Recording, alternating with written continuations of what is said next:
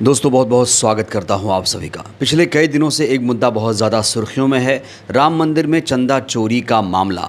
इस पूरे मामले में हर रोज़ नए नए खुलासे हो रहे हैं, एफआईआर दर्ज हो रही है, आरोपियों को गिरफ्तार किया जा रहा है, जेल भेजा जा रहा है। लेकिन इस केस में जो बड़ी मछलियाँ हैं वो अभी भी पकड़ी नहीं गई हैं। इस बीच इस पूरे मामले में सबसे बड़ा सवाल ये खड़ा हो रहा था, क्या इस पूरे मुद्दे पर बहुजन समाज के लोगों को बोलना चाहिए? क्या विपक्ष को इस मामले पर बोलना चाहिए? तो आखिरकार आज फाइनली इस सवाल का जवाब मिल गया, क्योंकि इस मामले पर पहली बार बीएसपी चीफ मायावती जी ने एक बहुत बड़ा ऐलान किया है। राम मंदिर में चंदा चोरी का मामला सुप्रीम कोर्ट भी पहुंच चुका है। सुप्रीम कोर्ट ने क्या कुछ कहा है वो भी आपको बताएंगे। इस पूरे मामले पर किस तरीके से सियासत हो रही है, दोस्तों आज इस मुद्दे पर हम विस्तार से बात करेंगे। तो वीडियो बहुत ज्यादा इंपॉर्टेंट है, वीडियो में अंत तक बने रहेगा जिससे मुद्दा आपको आसानी से समझ में आ जाए। खबर ये आ रही है कि जो ट्रस्ट है, राम मंदिर ट्रस्ट, वो दोबारा बन सकता है, क्योंकि इस्तीफा देने के बाद महासचिव चंपत राय दिल्ली पहुंच गए हैं। कहा जा रहा है कि चंपत राय को बचाया जा रहा है। ट्रस्ट के महासचिव चंपत राय को चंदा चोरी मामले में कौन बचा रहा है, ये सबसे बड़ा सवाल है। इस बीच अपडेट ये भी आ रही है कि राम मंदिर चंदा चोरी के 8 आरोपियों की आज वीडियो कॉन्फ्रेंसिंग के जरिए पेशी हुई। पुलिस ने पीसीआर यानी पुलिस कस्टडी रिमांड नहीं मांगा, मतलब सभी आरोपी फिलहाल जेल में रहेंगे और उनसे पुलिस कस्टडी में पूछताछ नहीं होगी। तो ये भी अपने आप में एक चौंकाने वाली बात है कि आरोपियों के कोर्ट में पेशी के बाद पुलिस ने रिमांड की डिमांड नहीं की। इस बीच इस पूरे मामले में अयोध्या के वकील भी सामने आ चुके हैं। अयोध्या के तमाम वकीलों ने खुला ऐलान करते हुए कह दिया है कि चंपत राय, अनिल मिश्रा, गोपाल राव 3 दिन के अंदर अयोध्या छोड़कर चले जाएं या इन्हें जेल में डाल दिया जाए। ऐसा नहीं हुआ तो हम पूरा अयोध्या जाम कर देंगे। वहीं बार एसोसिएशन ने कहा है कि चंदा चोरों का केस कोई वकील नहीं लड़ेगा, जो लड़ेगा उस पर 5 लाख का जुर्माना भी लगाया जाएगा। तो चंदा चोर बुरी तरीके से फंसे हुए हैं और चंदा चोर अब बच नहीं पाएंगे, क्योंकि अब अयोध्या के वकील भी उनके खिलाफ खड़े हो गए हैं। दोस्तों इस बीच एक और अपडेट उत्तर प्रदेश से निकलकर सामने आ रही है। राम मंदिर दर्शन करने जा रहे थे यूपी कांग्रेस के अध्यक्ष अजय राय, लेकिन उनको इस समय पुलिस ने हाउस अरेस्ट कर लिया है। देखिए ये तस्वीरें भी सामने आ चुकी हैं।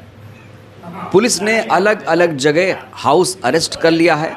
सवाल ये भी खड़ा हो रहा है, क्या इस समय अजय राय को अयोध्या जाना चाहिए? वहीं बीजेपी के तमाम जो समर्थक हैं, नेता हैं, वो अजय राय का विरोध कर रहे हैं। कह रहे हैं अजय राय को अयोध्या जाने की क्या ज़रूरत है। बड़ा सवाल यही खड़ा हो रहा है, क्या ये जो राम मंदिर है सिर्फ बीजेपी का है? क्या बीजेपी जिसे चाहेगी वही राम मंदिर में जाकर दर्शन कर सकता है? इस बीच इस पूरे मामले में बीएसपी चीफ ने किस तरीके से ऐलान किया है, दोस्तों ये आपको जानना बहुत ज़रूरी है। और वो सवाल जो लगातार उठ रहा था कि क्या बहुजन समाज के लोगों को इस मुद्दे पर बोलना चाहिए, तो बहन जी ने क्या प्रतिक्रिया दी है, किस तरीके से इस मुद्दे पर बात रखी है, ये दोस्तों जानना बहुत अहम हो जाता है। और बहन जी का जब आप ऐलान बयान सुनेंगे तो आपके अंदर कम से कम एक समझ तो पैदा होगी ही। तो इस मुद्दे पर बहन जी ने अपनी चिंता जाहिर की है। उन्होंने राम मंदिर में चंदा चोरी मामले पर पहली बार बयान दिया है।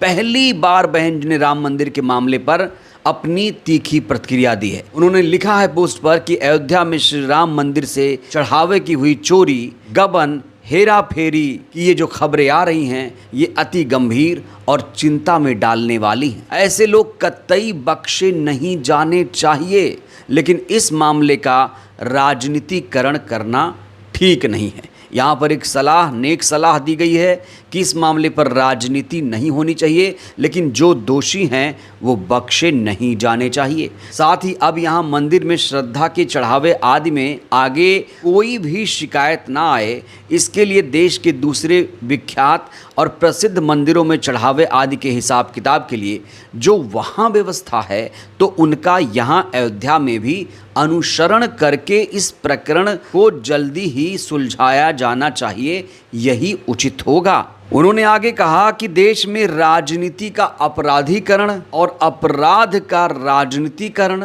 और धर्म का राजनीतिकरण और राजनीति का अंधधर्मीकरण ना किया जाए तो ये सही संवैधानिक होगा, ऐसी बीएसपी की डिमांड है और देशवासी भी यही चाहते हैं। यहाँ पर दोस्तों बहुत इंपॉर्टेंट बात कही है बीएसपी चीफ ने कि राजनीति का अपराधीकरण ना हो और अपराध का भी राजनीतिकरण ना हो और राजनीति का अंधधर्मीकरण भी ना हो, यानी राजनीति में धर्म का इस्तेमाल नहीं होना चाहिए, यही संविधान भी कहता है। आज देखिए धर्म के नाम पर कैसे वोट मांगे जा रहे हैं। बीजेपी तो खास तौर से इस मामले में विख्यात हो चुकी है।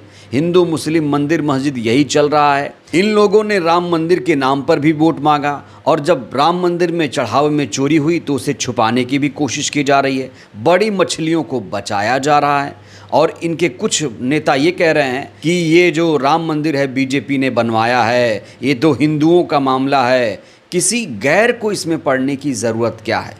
लेकिन आज बहन जी ने इस पूरे मामले पर अपनी टिप्पणी करके इस पूरे मामले में जो कुछ कहा है उससे बहुजन समाज की आंखें जरूर खुलेंगी। इस बीच ये पूरा मामला अब सुप्रीम कोर्ट में पहुंच चुका है। राम मंदिर चंदा चोरी की निष्पक्ष वाली एक याचिका सुप्रीम कोर्ट में जब पहुंची तो सुप्रीम कोर्ट ने इस मामले में बहुत बड़ी टिप्पणी कर दी। सुप्रीम कोर्ट ने कहा कि इतनी जल्दबाजी क्यों, आसमान नहीं टूटेगा। राम मंदिर चंदा चोरी की निष्पक्ष जांच वाली याचिका पर सुप्रीम कोर्ट ने ऐसी टिप्पणी की। अब सुप्रीम कोर्ट जब ऐसी टिप्पणी कर रहा है तो दोस्तों क्या लगता है इस पूरे मामले में सुप्रीम कोर्ट निष्पक्ष फैसला दे पाएगा? क्या सुप्रीम कोर्ट इस मामले में कोई सख्त आदेश दे पाएगा? सुप्रीम कोर्ट टिप्पणी करने में बहुत माहिर है और जब मामला इतना संवेदनशील है तो सुप्रीम कोर्ट को देखिए कैसे टिप्पणी कर रहा है जैसे कि कुछ हुआ ही नहीं हो। यहां सुप्रीम कोर्ट के इस फैसले से बहुत लोग असहमत भी नजर आ रहे हैं। लोग कह रहे हैं कि सुप्रीम कोर्ट को ऐसी टिप्पणी कम से कम नहीं करनी चाहिए, सुप्रीम कोर्ट को सिर्फ फैसला सुनाना चाहिए, आदेश देना चाहिए। वहीं इस पूरे मामले की अब निष्पक्ष जांच की डिमांड की जा रही है। सीबीआई को इस केस को ट्रांसफर करने की बात कही जा रही है। कहा जा रहा है पूरा मामला अब सीबीआई को सौंप दिया जाए, सीबीआई ही इस केस को अच्छे तरीके से हैंडल कर सकती है। लेकिन सीबीआई कितनी निष्पक्ष है वो दोस्तों आप लोग जानते हैं। वहीं इस पूरे मामले में अभिनेता प्रकाश राज ने बहुत बड़ा बयान दिया। उन्होंने कहा कि राम के नाम पर धोखा, इसी कारण अयोध्या ने कट्टर पार्टी को वोट नहीं दिया था। प्रकाश राज कह रहे हैं इसीलिए 2024 में ये पार्टी अयोध्या में हार गई थी। ये पार्टी तो सिर्फ और सिर्फ धर्म के नाम पर राजनीति कर रही है, हिंदू मुस्लिम कर रही है, इसीलिए इसे वोट मिल रहा है, लेकिन अब आने वाले चुनाव में इसे वोट नहीं मिलेगा। वहीं एक्टर मुकेश खन्ना ने जो कुछ कहा वो नोटिस करने वाली बात है। एक्टर मुकेश खन्ना कहते हैं कि ना बांस रहेगा, ना बजेगी बांसुरी, ना चढ़ेगा चढ़ावा, ना होगा घोटाला, सो चढ़ावा चढ़ाना बंद करिए। मुकेश खन्ना कह रहे हैं कि चढ़ावा ही मत चढ़ाइए, जब आप चढ़ावा नहीं चढ़ाएंगे तो घोटाला ही नहीं होगा। क्या आप मुकेश खन्ना की बात से सहमत हैं? इस बीच इस पूरे मामले पर एबीपी न्यूज़ का एक वीडियो बड़ा तेजी से वायरल हो रहा है। एबीपी न्यूज़ की एक एंकर हैं रोमाना इसार खान। रोमाना इसार खान ने इस पूरे मुद्दे पर बहुत ही धमाकेदार डिबेट कराई और रोमाना इसार के सामने थे बीएचपी के नेता विनोद बंसल और रोमाना इसार खान में चंदा चोरी के मामले पर किस तरीके से बहस हुई है। मुझे लगता है दोस्तों जाते जाते आपको ये वीडियो जरूर देखना चाहिए। रोमाना इसार खान को घेर लेंगे, मस्जिद से तकरीर, सीना ठोककर सवाल पूछ रही हूँ विनोद बंसल, हिम्मत है तो जवाब दीजिए।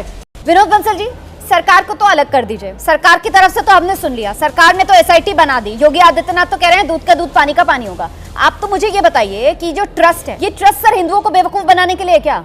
मतलब ये राम मंदिर ट्रस्ट सर क्या हिंदुओं को बेवकूफ बना रहा है? ये कब से चोरी का खेल चल रहा था सर? ये जानते बूझते सब कुछ इन्होंने क्यों होने दिया? इसकी जिम्मेदारी और जवाबदेही किसकी? विनोद बंसल।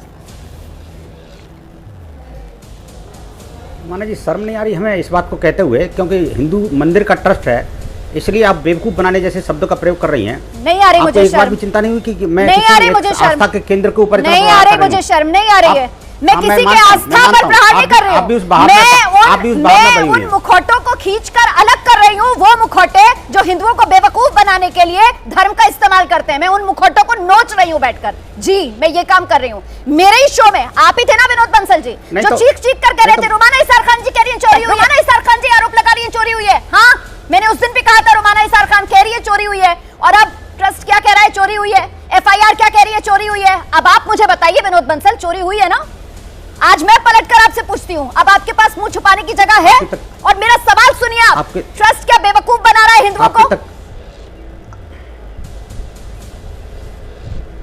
आपकी तकरीर पूरी हो गई क्या? मेरे सवाल है ये। क्या मस्जिद में जाकर दोबारा बोलेंगे आप? नहीं सर ये मत कीजिए सर। सवाल का जवाब सुनना कीजिए। मुझे घेरने की कोशिश मत कीजिए विनोद बंसल। आप सवाल का जवाब देना सीखिए। निंदा करती हूँ मैं, इसकी निंदा करती हूँ। आप मुझे क्यों मस्जिद की बात सुनाएंगे यहाँ पर बैठकर? आप घिर रहे हैं। मैं भी निंदा करता हूँ। सरकार को मस्जिद की बात मैं भी कठोर शब्दों में निंदा करता हूँ आपकी बात का। आप निंदा, आपके पास तर्क है? मैं भी कठोर शब्दों में निंदा करता हूँ। आधार बताती हूँ मैं क्यों कह रही हूँ कि ट्रस्ट हिंदुओं की भावना से खिलवाड़ कर रहा है। आप मुझे तर्क के साथ जवाब दे दीजिए ना, जवाब दीजिए तर्क के साथ। रुमाना इसार खान को घेर लेंगे मस्जिद से तकरीर। अपने शब्दों को जरा चुनकर संयम के साथ जवाब दीजिए मेरे सवाल का। तकरीर नहीं है ये और मस्जिद नहीं है ये, स्टूडियो है एबीपी न्यूज का और सवाल पूछ रही हूं मैं, सीना ठोककर सवाल पूछ रही हूं विनोद बंसल। हिम्मत है तो जवाब दीजिए। बहरहाल दोस्तों, इस वीडियो में इतना ही। क्या लगता है, क्या इस पूरे मामले में निष्पक्ष तरीके से जांच हो पाएगी? बहन जी के बयान से आप लोग कितने सहमत हैं? राय दीजिएगा। बहुत बहुत धन्यवाद।